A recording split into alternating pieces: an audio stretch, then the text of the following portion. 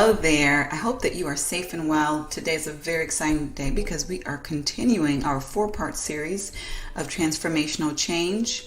This is obviously a monumental time for all of us regarding change and the need for transformational change. We've kicked off our 4-part series last week with part 1, individual transition and change. In this video, we will address part 2, steps to developing an effective change leadership strategy. And then next week, we'll address the pitfalls to avoid in leading change successfully. Lastly, we will address in that 4th week the ways to increase change maturity throughout our organizations. So today's topic is very important because any change management starts with a change strategy that comes from leadership. If the change strategy is faulty, any attempt to effectively manage that change will encounter problems. The change leadership strategy is the foundation of the house that is built through change management. If you've ever seen a structure built before, then you know that a faulty foundation will lead to critical problems throughout the building of that structure. So there's 9 very important elements to address when developing the change leadership strategy, and we're going to get into those right now. So number 1 is understanding your burning platform. That's the reason why you need to make that change happen. Understand the burning platform and, metaphorically speaking, how much fire really and truly actually exists. The burning platform is the largest reason for the change. It implies that there's serious danger if that change doesn't happen, and that obviously if it does happen, it's going to be significant benefit. Number 2 is ensuring that the vision and related goals for that change are clear to you and clear to everyone who is going to need to be a support in making the change happen. Borrowing from the wise words of Kotter, there are certain checklists that are needed to ensure that your vision is clear and it makes sense. So making sure your vision is clear and it makes sense includes ensuring that it's simple to understand and it's clearly focused on a specific direction or thing. It is communicable. So that means it's clearly and able to be communicated to others in a way that they easily understand. It is imaginable. It's a believable idea is what that means. If you cannot get others to believe in that idea, then how are you going to get them to participate in it, to support and contribute to it? It takes more than one person to make an organizational transformation happen. And it is desirable. That means that people see what's in it for the organization. And hopefully they see what's in it for them. They can see the benefits. It is feasible. And that means that the vision is doable. So it's not just benefits that are tied to it, but they know you've done your due diligence, you've done your research to ensure that this vision can actually be implemented in a reasonable way successfully. And lastly, you want to ensure that your vision is flexible. A vision is an idea, it's a picture. It's not the implementation itself. So when you're embarking on something new, then you must expect that unexpected to happen. You must anticipate the need to adapt and be flexible. And this is more true the bigger that transformational change is.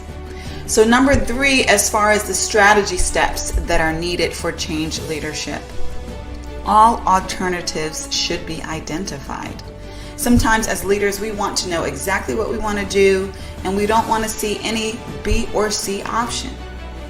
And that's fine if your mind is made up, but you want to be educated on those alternatives. You want to ensure that those alternatives have been vetted and compared to the present vision, compared to based upon costs and benefits. You want to do your due diligence, your analysis to ensure that the organization is truly making the best decision and is prepared to address that inevitable skepticism that will arise with almost any transformational change within an organization.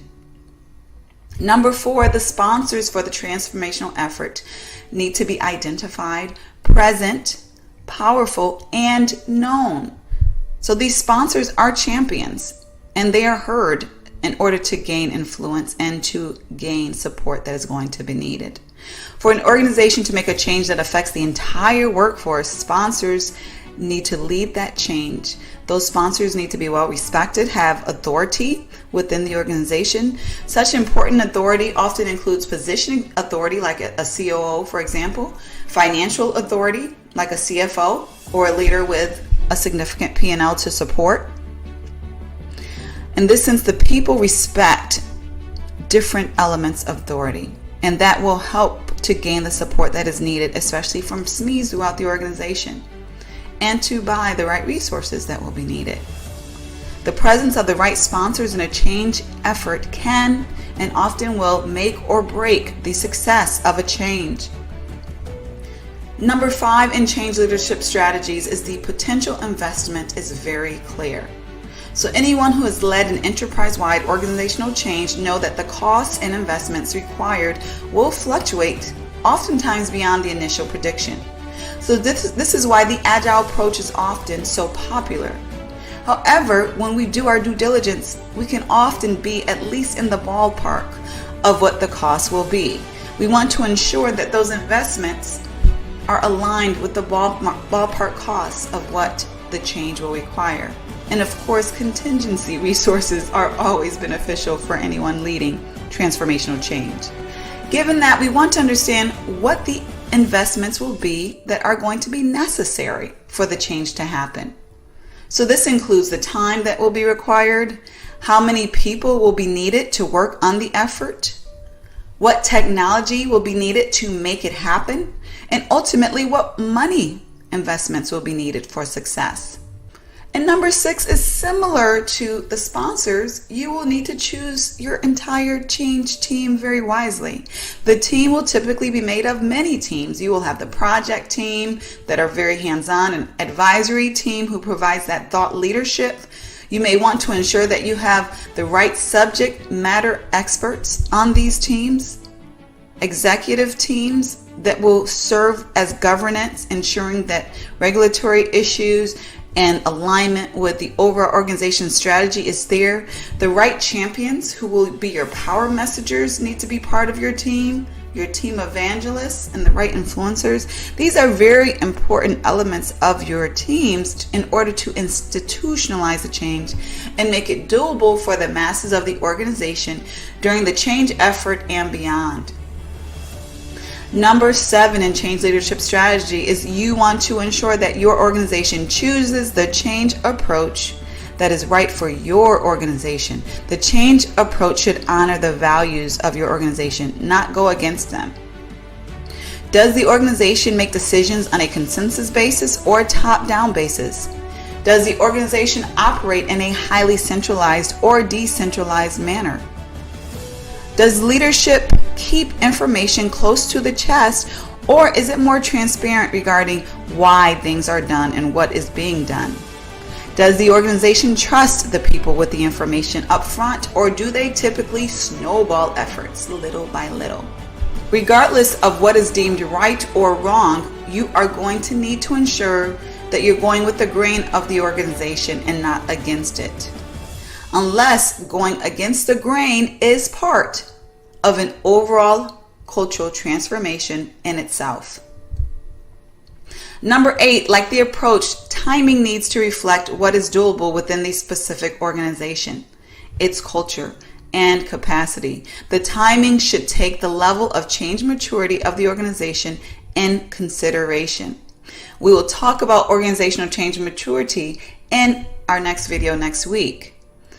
Right now, you want to consider if the change will be incremental or radical. Now, obviously, less change mature organizations may need more incremental change instead of all at once. You want to decide whether the transformational change is going to be immediately implemented or at a later time. Is this a transformation that needs to be sold for a couple of years before it's accepted, or immediately starting to roll out? Is it going to be rolled out very slow or very fast? Again, the change maturity should inform these decisions. Is the timing going to be flexible and adapt to organizational changes, or inflexible and timelines held regardless of what happens? Some organizations think this way. It's a very difficult way to operate, but this is the cultural values of some organizations. Finally, what will be the tolerance for individual transitioning? How much patience will be given for individuals to adapt attitudes and or new capabilities that will be needed for this transformational direction? These are timing approaches that you want to have clear in your change leadership strategy. And finally, number 9, what assumptions can you make at the front end of the change effort?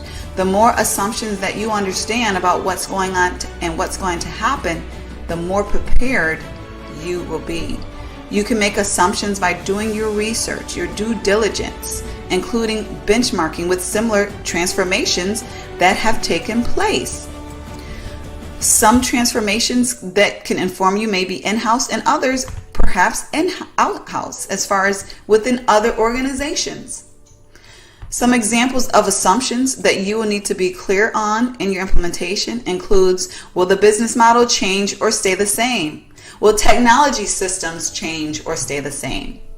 Will processes change? Will departments be reorganized? Will you need to augment your workforce? And what about customer training? Well, the customers need to be trained, skilled, and or informed regarding the transformational change that is happening within your organization. Employee training, is that going to be needed? What are the planned business interruptions? What are the unplanned business interruptions? Will there be a specific dollar limit to making this change happen? Will there be a specific time limit? So your assumptions can obviously be endless based upon the needs of your organization, but you do want to be clear regarding what they are. So these are the 9 elements that are necessary for a comprehensive, effective change leadership strategy. To learn more about how to bring change to your organization in an effective way, or to explore the change certification programs for your organization and various classes related to that, check out the more information that is available through the link. You can also, of course, always schedule any time with me.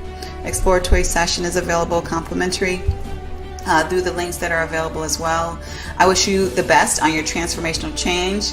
More than likely you are going through one, just because most organizations are right now, if for no other reason due to COVID. Wish you the best. Share this information with anyone who you believe will benefit, whether it's a colleague or a friend, and have a great day. Take care.